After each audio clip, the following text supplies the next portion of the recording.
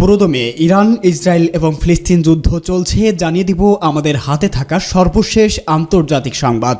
গাজায় যুদ্ধবিরতির লক্ষ্যে মার্কিন প্রশাসনের সঙ্গে জোরালো বৈঠক আরব নেতাদের। এরপরেই থাকবে ইসরায়েলের বিরুদ্ধে নতুন ব্যালিস্টিক ক্ষেপণাস্ত্র ব্যবহার করল ইয়েমেন। জানাবো লেবানন ও হিজবুল্লাহর ওপর হামলা চালানোর বিরুদ্ধে ইসরায়েলকে কড়া হুঁশিয়ারি ইরানের। জানাবো বর্বর গুন্ডা নেতানিয়াহুকে অবশ্যই থামতে হবে, না হলে তুরস্ক সরাসরি যুদ্ধ জড়িয়ে যাবে বলে মন্তব্য এরদোয়ানের। এবং সর্বশেষ জানিয়ে দিব প্রাণঘাতী ভুল হিসাব নিকাশ করবেন না মার্কিন সরকারের উদ্দেশ্যে রাশিয়ার হুঁশিয়ারি। সংবাদ শিরোনাম শুনছিলেন, এবারে বিস্তারিত। গাজায় যুদ্ধবিরতির লক্ষ্যে মার্কিন প্রশাসনের সঙ্গে জোরালো বৈঠক আরব নেতাদের। গাজায় যুদ্ধবিরতির আলোচনাকে ইতিবাচক ধারায় এগিয়ে নিতে মার্কিন প্রেসিডেন্ট জো বাইডেনকে যুদ্ধবিরতির প্রস্তাব কার্যকরের জরুরি পদক্ষেপের আহ্বান জানিয়েছে সৌদি আরবের পররাষ্ট্রমন্ত্রী। হামাস ইসরায়েল সংঘাত নিরসনে মধ্য অবস্থাকারী দেশ মিশর, কাতার, আরব আমিরাত এবং জর্ডানের পররাষ্ট্রমন্ত্রীদের সঙ্গে নিয়ে মার্কিন প্রশাসনের সঙ্গে জোরালো বৈঠক করেছে সৌদি পররাষ্ট্র মন্ত্রণালয়। ওই বৈঠকে তারা মার্কিন প্রশাসনকে প্রেসিডেন্ট জো বাইডেনের দেওয়া 3 স্তরের যুদ্ধবিরতির প্রস্তাব দ্রুত কার্যকরের পদক্ষেপ নেওয়ার আহ্বান জানিয়েছে। এর আগে গত শুক্রবার মার্কিন প্রেসিডেন্ট ইসরায়েলকে গাজায় যুদ্ধবিরতি কার্যকরের 3 স্তরের একটি প্রস্তাব করেছিলেন। এই প্রস্তাবের মাধ্যমে সমস্ত জিম্মির মুক্তি এবং গাজাকে পুনর্গঠনের বিষয়টিকে গুরুত্ব আরোপ করেছে বাইডেন। অনলাইন আরব নিউজের খবরে বলা হয়েছে, গাজায় ইসরায়েলি জিম্মি এবং ইসরায়েলের কারাগারে বন্দী ফিলিস্তিনিদের মুক্তি বিষয়ে স্থায়ী যুদ্ধবিরতির বিষয়ে সোমবার ভার্চুয়ালি বৈঠক করেছে সৌদি পররাষ্ট্রমন্ত্রী। তিনি যুক্তরাষ্ট্র, কাতার এবং মিশরের মধ্য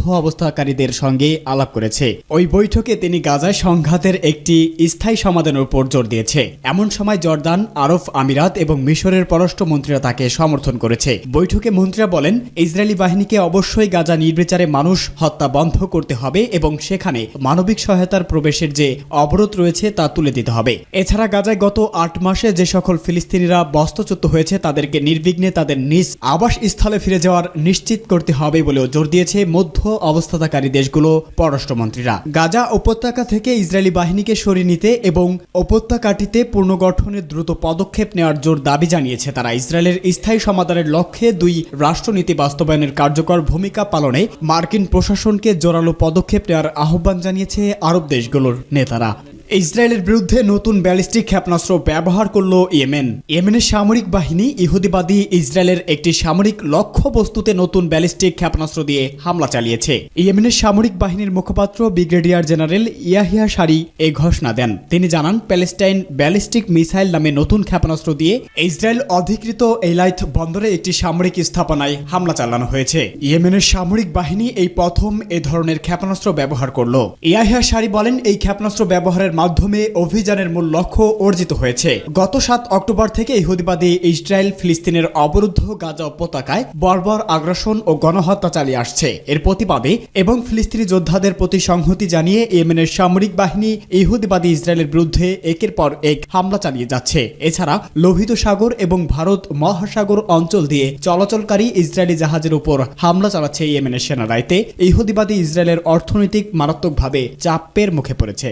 লেবানন ও হিজবুল্লাহর উপর হামলা চালানোর বিরুদ্ধে ইসরায়েলকে হুঁশিয়ারি। লেবানন এবং ইসলামী প্রতিরোধ আন্দোলন হিজবুল্লাহ যোদ্ধাদের উপর হামলা চালানোর বিরুদ্ধে ইহুদিবাদীদের সতর্ক করে দিয়েছে ইরান। লেবাননের রাজনৈতিক বৈরুতে এক সংবাদ সম্মেলনে এই হুঁশিয়ারি উচ্চারণ করেছে ইরানের ভারপ্রাপ্ত পররাষ্ট্রমন্ত্রী আলী বাকেরি কানি। তিনি বলেছেন, লেবানন ও হিজবুল্লাহ যোদ্ধাদের উপর হামলা চালানোর কথা চিন্তা করা উচিত হবে না। গাজা যুদ্ধের চোরাবালিতে আটকে পড়া ইহুদিবাদী ইসরায়েলের বৈরুতে ইরানি দূতাবাসে আয়োজিত সংবাদ সম্মেলনে বক্তব্য রাখার আগে তিনি লেবাননের শীর্ষ পর্যায়ের কর্মকর্তাদের সঙ্গে বৈঠক করেন। লেবানন সফর শেষে তিনি সিরিয়া সফরে যাবেন বলে কথা রয়েছে। ইরানের সাবেক পররাষ্ট্রমন্ত্রী হোসেন আমির আবদুল্লাহিয়ান হেলিকপ্টার দুর্ঘটনায় শহীদ হওয়ার পর অন্যতম উপপররাষ্ট্রমন্ত্রী আলী বাকেরি কানি ভারপ্রাপ্ত পররাষ্ট্রমন্ত্রী হিসাবে দায়িত্ব পালন করছে। তিনি বলেছে, গাজা যুদ্ধের 8 মাসে ইসরায়েলি চূড়ান্ত পরিণতিতে পৌঁছেছে এবং তারা এখন যুদ্ধক্ষেত্রে থেকে পালিয়ে বাঁচার চেষ্টা করছে। অথচ এই যুদ্ধে আমেরিকার ইহুদিবাদী ইসরায়েলের পূর্ণ পূর্ণাঙ্গ সমর্থন দিয়েছে। আলী বাকির কানি বলেন, যদি ইসরায়েল কর্মকর্তারা যথেষ্ট বুদ্ধিমান হতো তাহলে তারা লেবাননের প্রতিরোধ আন্দোলনের সাথে যুদ্ধে লিপ্ত হতো না। দখলদার সরকারের অপরাধের কারণে মধ্যপ্রাচ্যের সমন্বিত প্রতিরোধ শক্তি গড়ে উঠেছে বলেও তিনি মন্তব্য করেছে। বর্বর গুন্ডা নেতানিয়াহুকে অবশ্যই থামতে হবে বলে মন্তব্য এরদোগানের। ইসরায়েলের প্রধানমন্ত্রী বেনিয়ামিন নেতানিয়াহুকে বর্বর গুন্ডা আখ্যা দিয়ে তুরস্কের প্রেসিডেন্ট রজব তাইয়েপ এরদোগান বলেছে তাকে অবশ্যই থামতে হবে। আনাদোলু নিউজ এজেন্সির এক প্রতিবেদনে এই তথ্য জানানো হয়েছে। প্রতিবেদনে বলা হয়েছে, তুরস্কের প্রেসিডেন্ট ঘোষণা করেছে নেতানিয়াহু, যিনি এই অঞ্চল এবং পুরো বিশ্বকে বিপর্যয়ের দিকে টেনে নিয়ে যাচ্ছে, তাকে অবশ্যই ফিলিস্তিনের বিরুদ্ধে দীর্ঘস্থায়ী প্রচারণা এবং আঞ্চলিক অস্থিরতা বপন থেকে বিরত থাকতে হবে। রাজধানীর আঙ্কারায় ক্ষমতাসীন জাস্টিস অ্যান্ড ডিপার্টমেন্ট পার্টির মূল্যায়ন ও পরিকল্পনা সভায় এরদোগান বলেন, নেতানিয়াহু নামে ওই বর্বর গুন্ডা, রক্তপিপাসু ও লোভী যে আমাদের অঞ্চল এবং সমগ্র বিশ্বকে বিপর্যয়ের দিকে টেনে নিয়ে যাচ্ছে, তাকে অবশ্যই থামতে হবে। ফিলিস্তিনের দশকব্যাপী নিরবিচ্ছিন্ন গণহত্যা পরিচালনা এবং ফিলিস্তিনি শিশুদের যেভাবে একটি নষ্ট রাষ্ট্র দ্বারা হত্যা করা হচ্ছে এর নিন্দা করে এরদোয়ান বলেন, আঙ্কারা নিশ্চিত করছে যে পুরো বিশ্ব গাজায় বর্বরতা স্পষ্টভাবে দেখেছে। তিনি আরো বলেন, ৭৬ বছর ধরে চলমান এই নিপীড়ন, গণহত্যা, অবিচারের বিরুদ্ধে একটি প্ল্যাটফর্মে তুর্কি আপত্তি জানায় এবং আমরা আমাদের সকল উপায়ে ফিলিস্তিনি জনগণের পাশে আছি। উল্লেখ্য, ফিলিস্তিনি সংগঠন হামাস গত বছরের ৭ অক্টোবর ইসরায়েলে আকস্মিক বড় ধরনের হামলা চালায়। এ সময় তারা প্রায় ১,১৭০ ইসরায়েলকে হত্যা করে এবং ২৫০ জনকে বন্দী করে। এখনও হামাসের কাছে ১২১ জন বন্দী হিসাবে আটক রয়েছে। এদিকে ৭ অক্টোবর ইসরায়েল গাজায় প্রতিশোধমূলক হামলায় পাল্টা হামলা শুরু করে, যা এখনও চলছে। গাজা ইসরায়েলের অব্যাহত এই হামলায় ৩৬,৪৩৯ ফিলিস্তিনি নিহত হয়েছে। এদের অধিকাংশ নারী ও শিশু রয়েছে। সূত্র আনাদোলু এজেন্সি নিউজ। প্রাণঘাতী ভুল হিসাব নিকাশ করবেন না মার্কিন সরকারকে রাশিয়া।